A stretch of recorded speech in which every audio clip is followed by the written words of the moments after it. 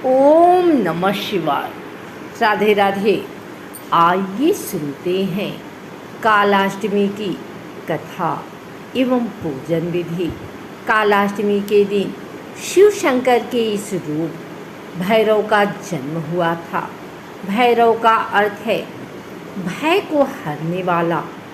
इसीलिए ऐसा माना जाता है कि कालाष्टमी के दिन जो भी व्यक्ति काल भैरव की पूजा करने से भय का नाश होता है।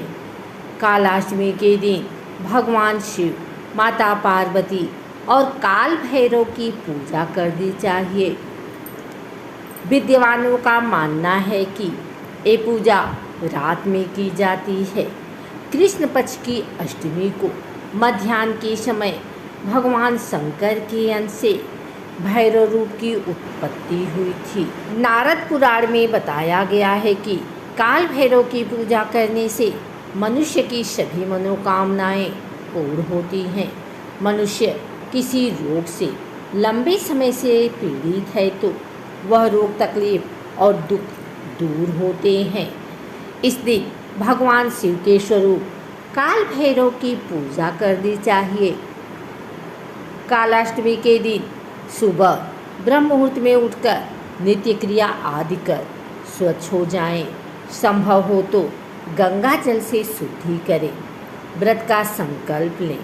पितरों को याद करें और उनका श्राद्ध करें। ह्रीम उन्मत्त भैरवाय नमः मंत्र का जाप करें। इसके उपरांत काल भैरव की आराधना करें। अर्धरात्रि में धूप, काले तिल, दीपक, उड़द और सरसों के तेल से काल भैरव की पूजा करें। व्रत के संपूर्ण होने के बाद काले कुत्ते को मीठी रोटियां खिलाएं। काल भैरव की पौराणिक कथा। एक बार भगवान ब्रह्मा, विष्णु और महेश यानी त्रिदेवों के बीच इस बात को लेकर विवाद हो गया है कि उनमें से कौन सर्वश्रेष्ठ है। विवाद को सुलझाने के लिए समस्त देवी देवताओं की सभा बुलाई गई।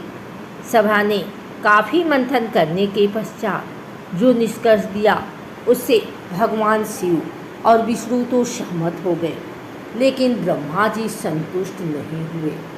यहाँ तक कि भगवान शिव को अपमानित करने का भी प्रयास किया, जिससे भगवान शिव अत्यंत क्रोधित हो गए। भगवान शंकर के इस भयंकर रूप से ही काल भैरव की उत्पत्ति हुई। सभा में उपस्थित समस्त देवी देवता शिव के इस रूप को देखकर थर्राने लगे। काल भैरव जो कि काले कुत्ते पर सवार होकर हाथों में दंड लिए अवतरित हुए थे, ब्रह्मा जी पर प्रहार कर उनके एक सिर को अलग कर दिया। ब्रह्मा जी के पास अब केवल 4 शीश ही बचे। उन्होंने क्षमा मांगकर काल भैरव के कोप से स्वयं को बचाया।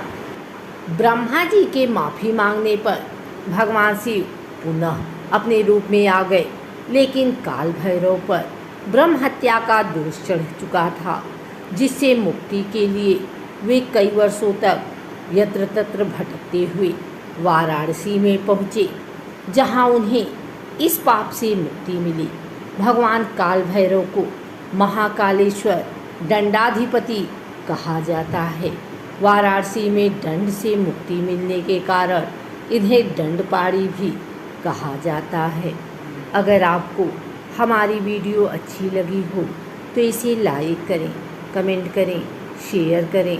हमारे चैनल को सब्सक्राइब करके बेल नोटिफिकेशन ऑल पर सेट कर लें, ताकि आगे आने वाली वीडियो सबसे पहले आप तक पहुंच सके। धन्यवाद।